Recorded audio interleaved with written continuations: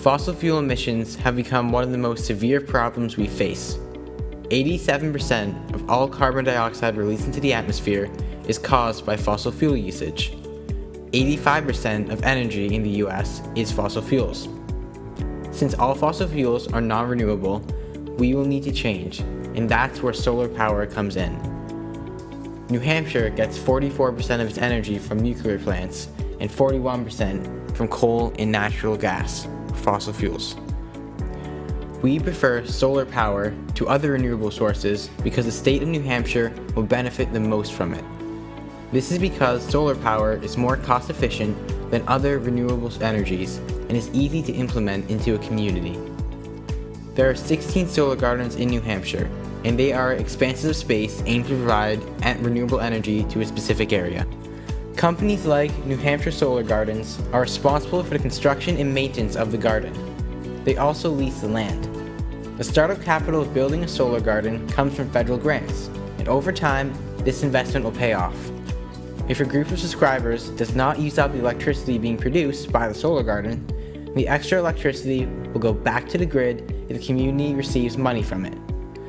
A subscribed group of 25 houses could save up to $2,300 annually from having electricity generated from one solar garden at a rate of roughly 230,000 kilowatts per hour.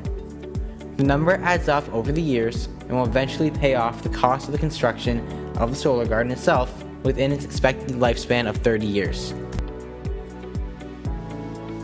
Soul Connection aims to gather marketing information that will help solar companies know where potential subscribers are. Such information is expected to be collected by students and other volunteers and will be available for businesses to purchase. In order to test if our business model will be successful, our research team surveyed people ourselves and came up with positive results.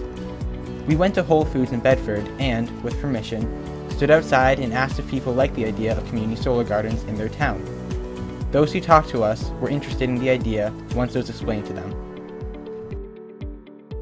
Contacted the head of New Hampshire Solar Gardens and discussed the marketing strategies for his company. He used his own website and the general news for locating his customers. He stated that using a local town as an anchor was pivotal to their development process. I reported to him the concept of our business, and he said it would be very useful for developing companies to hire. I told him about our trip to Whole Foods, and he said that it was very useful data. He also stated that the more in-depth our marketing data analysis is, the more we could charge for it.